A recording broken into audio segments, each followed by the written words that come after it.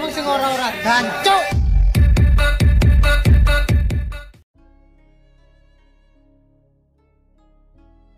Setelah kejadian yang dialami oleh Min Jae, kini Jung Ho memberanikan diri untuk menerjunkan Mantis ke lapangan. Dengan beberapa pengamatan dan keahliannya, Mantis hanya mengatakan jika aksi dari sang penyerang terlihat terburu-buru dan tidak seperti gayanya kepada korban-korban yang lain. Di tempat tersebut juga, Mantis diperlihatkan dengan lukisan dari Min Jae. Yang mana lukisan tersebut menunjukkan Chansu dan sang mantis yang sedang berada di tepi pantai. 같이 바닷가에서 놀던 아마도 이쪽이 너도 기억나? 내 옆에 있는 건 너야. Dari kejadian tersebut, kini Chansu meminta bantuan penuh kepada Mantis untuk membantu menemukan sang pelaku. Bahkan ia berkata bahwa dirinya akan bertindak dan berpikir seperti Mantis demi menangkap sang pelaku. 도와주세요.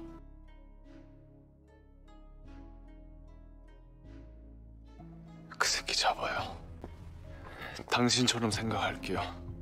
정의신처럼 행동할게요. Demi menangkap sang terduga pelaku peniru, Chansu diharuskan memahami dan mempelajari semua berkas-berkas yang berhubungan dengan Mantis di masa lalu.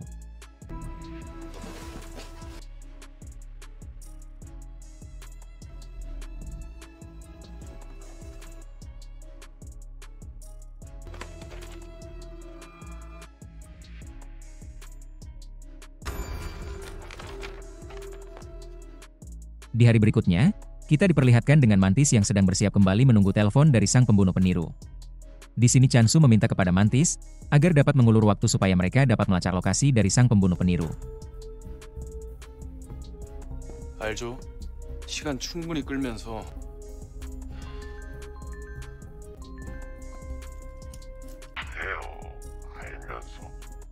Di awal percakapan, sang pelaku menyatakan bahwa dirinya lah yang sudah menyerang Min Jae. Dari sisi Mantis yang ingin melihat gambar dari sang terduga pembunuh peniru, ia pun mencoba untuk memancing emosinya dengan cara menutup panggilan secara mendadak. 스타일도 내 스타일도 아니던데. Dan nampaknya tindakan tersebut amat sangat membuahkan hasil. 왜 저래요?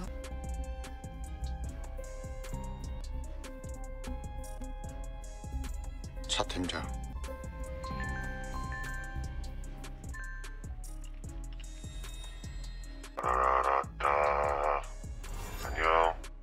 Dari panggilan video tersebut, kita diperlihatkan dengan sang pelaku yang hendak melancarkan aksinya kembali dalam meniru sang Mantis dalam mengeksekusi korban keempat. Yang mana cara pelenyapannya dengan mematahkan semua anggota tubuhnya. Namun yang menjadi ciri khas dari korban keempat, ialah dengan membakar hidung sang korban menggunakan sebuah sendok yang amat panas. Di saat sang Mantis mencoba untuk mengulur waktu sang pelaku, di sini sang kutu buku mencoba untuk menemukan lokasinya dengan mendeteksi semua barang-barang di tempat tersebut. Dari sebuah tulisan yang tertempel di kamar tersebut, akhirnya sang kutu buku berhasil menemukan lokasinya. 찾았어요. 에스토 프리미어 호텔. Di saat mereka hendak menuju ke lokasi, di sini sang Mantis mengatakan bahwa untuk menangkap sang pelaku, dibutuhkan sebuah pertumpahan darah. 차 팀장님, 피 한 방울 안 흘리고 잡을 생각 하지 마세요. 그런 생각. 마치 깰 때까지 참아줘. 지가 직접 스타킹을 갖고 오잖아. 아직 끝내려면 멀었어. 너무 쉽네. 이건 재미없는데. 국내산 망치.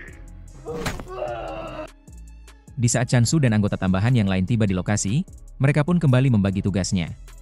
Sang resepsionis mengatakan jika kamar tersebut merupakan fasilitas hotel di lantai 3-13. Dari sisi Nana yang menyadari jika nyawa sang korban dalam bahaya, ia pun menyarankan agar membunyikan alarm.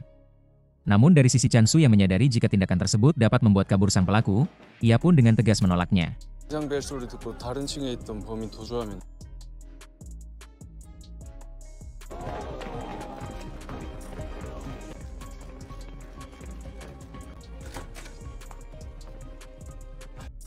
Setelah pencarian ke beberapa kamar yang belum membuahkan hasil, si Nana kembali mengingatkan Chansu tentang sang nyawa dari sang korban yang sangat terancam. Namun di sini, lagi-lagi Chansu menolaknya. Dengan mencoba untuk memutar otak lebih keras, Chansu pun teringat akan sebuah nomor kamar, yang mana merupakan tempat dari sang Mantis melumpuhkan korbannya di masa lalu. 도주로 전부 차단했잖아요. 잠깐. 어? 나처럼 생각해야 돼, 정우야.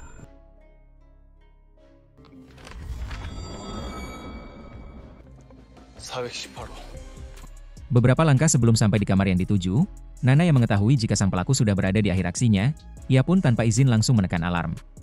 Dan karena tindakan tersebut, membuat aksi dari Chansu sedikit terhambat.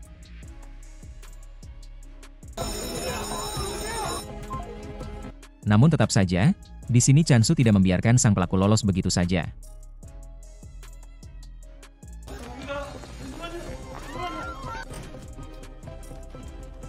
이제 다 끝났어요. 걱정하지 마세요.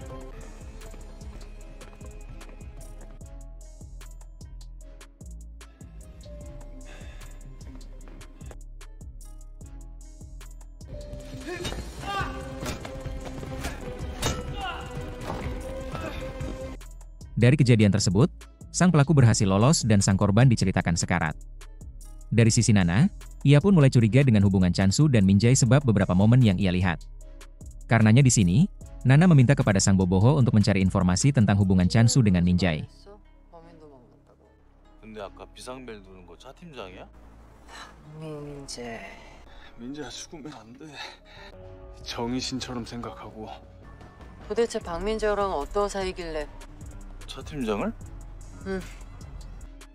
Dari kejadian tersebut, Chansu mencoba untuk mendatangi ibunya. Di sini ia memberikan berkas tentang korban keempat dari Mantis di masa lalu.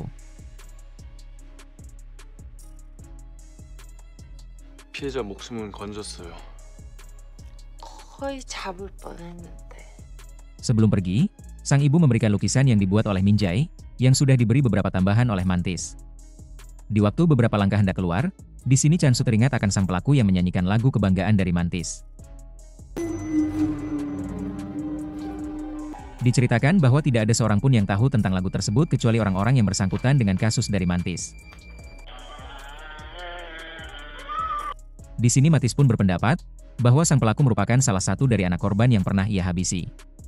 그때 내가 흥얼거린 노래까지 똑같이 따라했어. 현장에서 Dari berkas-berkas korban keempat, Mantis juga mengatakan bahwa beberapa luka tusukan bukanlah dirinya yang melakukannya.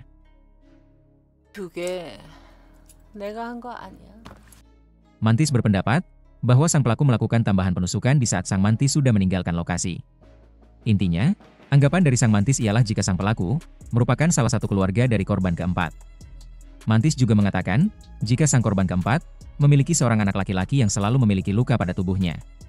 Alasan dari sang Mantis menyiksa korban keempat dengan sendok panas, hal tersebut karena sang korban melakukannya kepada anaknya sendiri. Dari pertemuan tersebut disimpulkan, bahwa sang pelaku merupakan anak dari sang korban keempat. Sang anak juga memiliki tanda pada hidung, yang disiksa dengan sendok yang terbakar oleh ayahnya. Dari informasi tersebut, para anggota pun mulai melacak sang anak. Dan lewat keahlian dari sang kutu buku, mereka menemukan beberapa informasi lebih lanjut dari sang anak. Yang mana diceritakan, jika sang ibu dari anak tersebut berada di sebuah panti asuhan karena demensia akibat alkohol. Dan dari info tersebut, Nana dan Chansu pun langsung mencoba untuk mendatanginya. Berbicara dengan orang demensia, membutuhkan kesabaran ekstra. Karenanya langsung saya simpulkan, jika dari pertemuan tersebut, Chansu mendapatkan informasi jika sang anak baru saja menemuinya. Dan tidak hanya itu, sang ibu pun memberikan sebuah kata kunci, yang mana sang anak berdandan layaknya seorang wanita. 강현중이 왜 도망쳐야 되는데요? 어머니, 최근에 본 적 있으세요? 정말 궁금해서 그래요. 방금 전에 걔 집에 가더라고. Di lain sisi, si boboho dan temannya mencoba untuk mencari informasi melalui rekan dari sang korban yang berhasil selamat. Mereka menanyakan kepada sang rekan, apakah sang korban mengenal seorang wanita yang berinisial Jongi. Di sini sang rekan pun memberikan informasi tentang sahabatnya yang hendak bercinta dengan wanita bernama Jongi tersebut. Sang rekan mengatakan jika sahabatnya berkata, jika Jongi merupakan wanita yang amat cantik. Namun yang membuat sang rekan tersebut kaget, yaitu di saat-saat sahabatnya hendak bercocok tanam. Yang mana sahabatnya berkata kepada sang rekan, bahwa ketika mereka hendak bercocok tanam, si wanita bernama Jongi meminta kepada sahabatnya untuk mencekik dan membunuh dirinya. Si Jongi mengatakan jika sang sahabat berhasil membunuhnya, maka ia telah menolong beberapa orang. 여자야 방에 들어오자마자 불을 다 끄자고 하더니 여자가 갑자기 막 목을 졸라달라 그래. 여자가 갑자기 더 세게 이러면서 막 다른 건요? 이 친구가 진짜 무서웠던 게 그래서 그 친구도 이게 멈췄던 거고 자기를 죽이면 여러 명 살리는 거라고.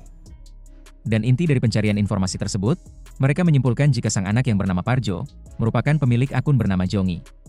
Mereka juga menyimpulkan jika Jongi sudah melakukan perubahan gender dan juga operasi plastik.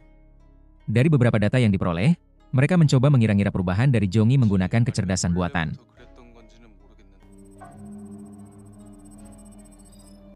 Setelah hasil sudah didapat, mereka mencoba untuk mencari informasi dengan mendatangi beberapa klinik-klinik spesial operasi plastik. Tidak hanya itu, mereka juga mencoba untuk menanyai beberapa orang yang sudah melakukan transgender. Di saat Chansu mencoba untuk mendatangi klinik yang diduga kuat amat profesional di sekitar komplek, di lain sisi kita diperlihatkan dengan si Boboho yang mencoba untuk mencari informasi tentang hubungan Minjai dengan Chansu. Di sini si Boboho menemukan sebuah foto masa kecil Chansu bersama dengan Mantis dan Minjai.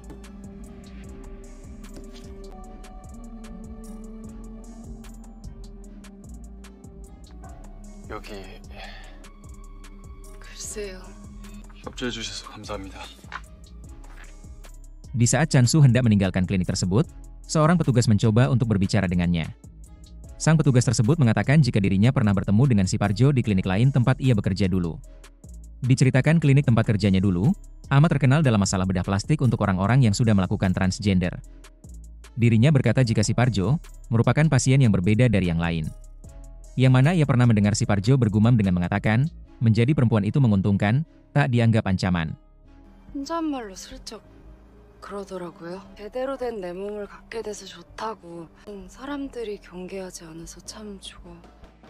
Dari perkataan si petugas tersebut, Chansu semakin yakin jika si Parjo lah sosok sang pembunuh peniru. Dan ketika ia mencoba untuk mengabarkan kepada anggotanya, terlihat semua anggota yang tidak memperhatikan. 분명히 그 부분도 염두에 둔 것 같아요. 왜요? Di sini, Sinana meminta kepada Chansu sebuah penjelasan tentang foto yang telah ditemukan oleh Boboho. 펴봐요. 더 숨기는 거 없다면서요. 그래, 이 여자 내 엄마 맞아요. Karena Chansu yang telah berbohong kepada anggotanya, mereka pun meminta Chansu untuk keluar dari tim penyidikan. Awalnya Chansu menolak keluar, hal tersebut karena tinggal beberapa langkah lagi untuk menemukan sang pembunuh peniru. Namun di saat Jungho datang dan mengabarkan jika sang korban telah sowan dateng ngarsanipun pangeran, Chansu yang menganggap jika itu adalah sebab kesalahannya, alhasil ia pun meninggalkan tim tersebut. 조금 전에 사망했다.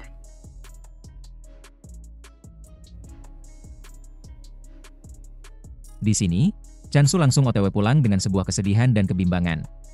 Dari sisi sang istri yang menyadari akan suaminya yang tidak baik-baik saja, ia pun mencoba untuk mendekatinya. Ketika itu, Chansu pun langsung memberitahukan tentang jati diri dari ibunya. 박민재가 했던 말 기억해? 우리 동네에 연쇄살인범이 살았다는 거.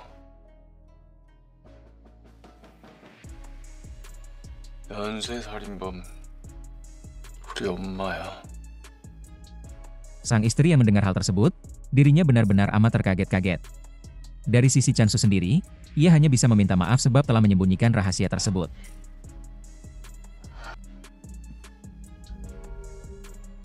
미안해. 나도 내가 끔찍해. 아니야. 수혈아. 사랑해, 정연아. 거짓말해서 미안해.